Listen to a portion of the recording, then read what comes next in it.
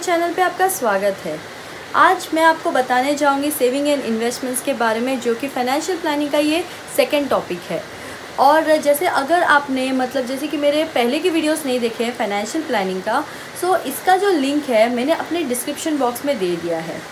और आगे new upcoming videos देखने के लिए उससे पहले आप मेरे वीडियोस को लाइक करें, शेयर करें, सब्सक्राइब करिएगा और प्लीज़ बेल आइकन को भी प्रेस करिएगा। सो चलिए अब हम बात करते हैं सेविंग एंड इन्वेस्टमेंट्स के बारे में। सो मैं बताऊंगी आपको कैसे सेव करना है, फिर बाद में कैसे इसे इन्वेस्ट करना है। सो हर एक इंसान का एक इनकम जनरेट होता है। अगर कोई बिजनेसमैन है तो उसका प्रॉफिट जनरेट होता है। सो मान लीजिए अगर हर महीने एक आपको सैलरी मिलती है या आपको प्रॉफिट मिलता है, तो उसमें का मिनिमम आपको 40% जो है आपको सेव कर लेना चाहिए। इससे क्या होगा कि मान लीजिए अगर कोई व्यक्ति का सैलरी है 50,000 रुपीज़ और वो अपना मिनिमम 40% निकाल देता है सेविंग में, जो कि होता है 20,000 रुपीज़। सो इसे हर ऐसे मैं बोलूँगी कि उसे सिर्फ 15 मंथ्स तक ऐसे 20,000 रुपीज़ सेव करते जाना है।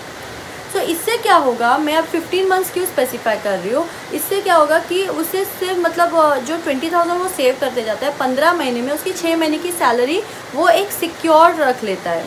FD में बोलिए, RD में बोलिए। सो जो आपने जो अमाउंट जमा किया, सिक्योर अमाउंट, जो 15 महीने से आपने 20-20 हज़ार करके 6 महीने की सैलरी जमा की है, उसको यूज़ कब करना है। तो मान लीजिए कल इन केस जाके आपकी जॉब लॉस हो जाती है, जॉब चली जाती है किसी वजह से, या बिज़नेस ठप हो जाता है। सो इस समय आपको एक प्लानिंग, जो अपने फाइनेंशियल प्लानिंग रखा था, 6 महीने का जो सैलरी रखा था, इसको उस टाइम पे आपको यूज़ करना है। तब तक इसे आपको यूज़ नहीं करना है। मैंने आपको जो 6 महीने का सैलरी आपको सिक्योर रखने बोला था, ये मिनिमम 6 महीने के लिए रखना है। और इसके आप अगर चाहे तो इसे आप 12 महीने का भी रख सकते हैं। वो आपके ऊपर डिपेंड करता है कि आपको कितना सिक्योर्ड अमाउंट जमा करना चाहिए। सो अभी आपने 6 महीने का जो इनकम है उसे तो सेव कर लिया है, सिक्योर्ड अमाउंट जो है। अब नेक्स्ट टाइम से जो आप 40% मिनिमम अमाउंट सेव करेंगे, उसे कहाँ इन्वेस्ट करना है उसके बारे में मैं अभी बताऊँगी। मिनिमम 40% का जो इनकम है उसे 2 पार्ट्स में डिवाइड करेंगे, जो कि एक सिक्योर्ड इन्वेस्टमेंट है और एक अनसिक्योर्ड इन्वेस्टमेंट। मान लीजिए कि आपकी जो मिनिमम 40% का अमाउंट है 20,000 रुपीज़। सो इस 20,000 रुपीज़ में से हम 10,000 जो है सिक्योर्ड इन्वेस्टमेंट में रखेंगे, जो कि है आप फिक्स डिपॉजिट कर लीजिए या रिकरिंग डिपॉजिट ओपन कर दीजिए, या तो आप पोस्ट ऑफिस के स्कीम्स में भी डाल सकते हैं। बट डालने से पहले मैं बताऊंगी कि आप जो ये सेविंग कर रहे हैं एक रेप्यूटेड बैंक में करिएगा। आप एक अच्छे बैंक के साथ इसमें RD ओपन कर लीजिए या FD ओपन कर लीजिए। और नेक्स्ट मैं आपको बताने जाऊंगी कि अनसिक्योर्ड इन्वेस्टमेंट में आपको कैसे करना है। अनसिक्योर्ड इन्वेस्टमेंट में क्या होता है कि आप अपना जो 10,000 रुपीज़ का जो एग्जांपल लिया था हमने, उसको इक्विटी मार्केट में आप इन्वेस्ट कर सकते हैं। तो हम बात कर रहे थे, जैसे कि मैंने आपको बताया था कि हम जो आपका मिनिमम 40% का जो अमाउंट जो कि एग्जांपल लिया था हमने 20,000 रुपीज़ का, इसको हमने 2 पार्ट में डिवाइड किया था।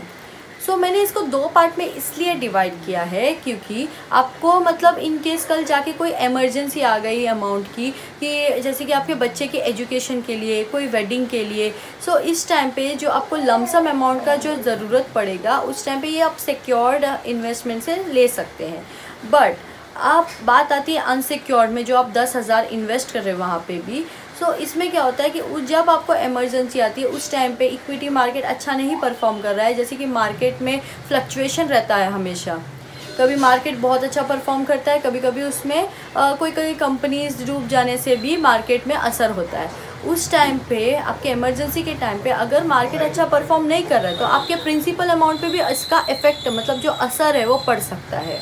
ऐसा समय भी आता है जब अच्छे शेयर्स के जो प्राइस है उसमें गिरावट देखी जाती है, तो इस टाइम का आपको फ़ायदा उठाना है। आपको क्या करना है, इस टाइम पे आपको इन्वेस्ट करना है उसी शेयर्स में, और प्लस इसमें आपको एक डिस्काउंट रेट भी मिलेगा, आपको सस्ते में मिल जाते हैं ये शेयर्स। जब तक आप मार्केट में अच्छी गिरावट या सस्ते स्टॉक्स आपको नहीं दिखते, तब तक आप इन्वेस्ट ना करें। जब इसका प्राइस जो है कम रेट में आपको मिलता है, अच्छे स्टॉक्स के जो प्राइस होते हैं, तब तक आप जो पैसा आपने सेव करके रखा है इन्वेस्टमेंट के लिए, उसे FD में रख दीजिए। जैसे ही मार्केट में आप एक गिरावट देखेंगे, तब आपको ये जो फिक्स डिपॉजिट में रखा हुआ जो पैसा है, उसको आप उस टाइम पे इन्वेस्ट करिए और इसमें अच्छे स्टॉक्स पे इन्वेस्ट करिएगा।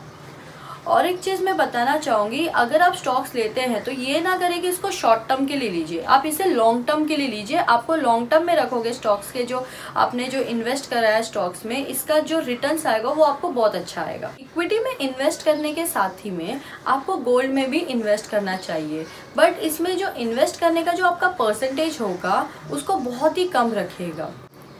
अब बात आती है रियल इस्टेट की। सो मेरे हिसाब से मैं बोलूँ तो रियल इस्टेट में इन्वेस्ट करना सही नहीं रहेगा। फिर भी आप सोचते हैं कि मुझे रियल इस्टेट में इन्वेस्ट करना है, सो आपके पास एक लमसम अमाउंट होना चाहिए ताकि उस प्रॉपर्टी पे आप इन्वेस्ट करें, बट लोन लेके प्लीज़ इन्वेस्ट मत करिए।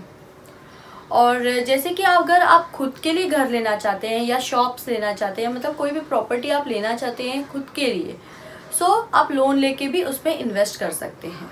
हमने इस वीडियो में सेविंग एंड इन्वेस्टमेंट्स के बारे में इन डिटेल में जानकारी ली है।